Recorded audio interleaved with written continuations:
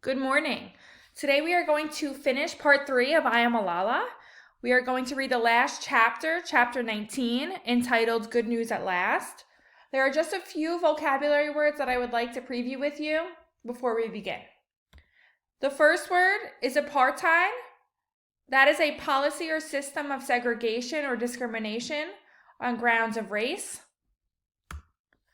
The next word is descend. That is to move or fall downward.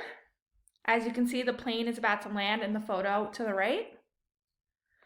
And lastly, the word is superstitious. That is a belief or practice resulting from ignorance, fear of the unknown, or trust in magic or chance. Just to give you a quick example, it is a superstition to believe that the number 13 is unlucky.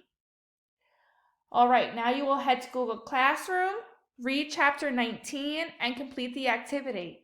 Don't forget to submit it when it is complete. Have a great day.